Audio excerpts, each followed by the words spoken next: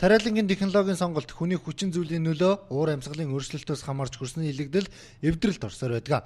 Хөрсөн дэх азот, фосфорт, калий гэх мэт тэжээлийн элементүүд багасснаар хөрсний ерөнхий үржилшин муудаж ургацын ургалт буурдаг юм. За мөн нэг төрлийн таримлыг олон жил тариалахад хөрсний шим тэжээлийн агуулмж буурдаг байна. Иймээс хөрсний шинжилгээг жил бүр хийж авах ёстой шим тэжээлийг өгч бордох хэрэгтэй юм а. За өнөөдрийн байдлаар манай улсын хувьд хөрсийг хамгаалах тал дээр дөрвтэй ажиллаж чадахгүй байгаа юм. Сүүлийн жилүүдэд уур амьсгалын өөрчлөлт мөн маш их хэмжээний эрдэс бордоо зэрэг газрыг буруугаар ашиглах, жил болгон маш их хэмжээний газрын хөрсийг алдаж байна. За аж ахуйн нэгжүүд, газар тариалангийн нэгжүүд маань хөрснийхөө үржил шимийг хадгалсан тохиолдолд одоо л ашигтай орлоготой ажиллаж чадна гэж үзсэн. За мөн сүүлийн үед хөрсийг хамгаалах эрдэс бордоо технологиг ашиглах шаардлагатай байгаа юм а.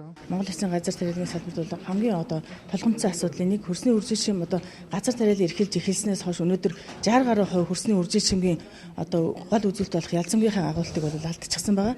Өнөөдөр бид нар газар тариалангийн үйлдвэрлэлийг алдах уу аврах уу гэдэг дээр ерөөсөө хөрсний үржил шимийн сайжруулах, газар тариалангаа хөгжүүлэхэд бол анхаарах хэрэгтэй байна. Хэрвээ хөрсний үржил шимдээ анхаарал тавьж чадахгүй бол газар тариалангийн үйлдвэрлэл бол ер нь бол алдах магадлал бол ойрхон байна.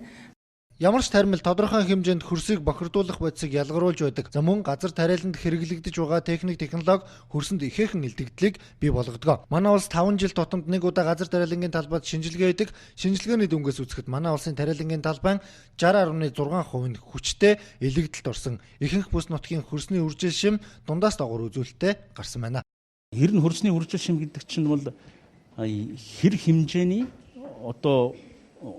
ургуулж бүтээгдэхүүн гаргаж чадах бай гэдэг л чадах шүү дээ хөрсний.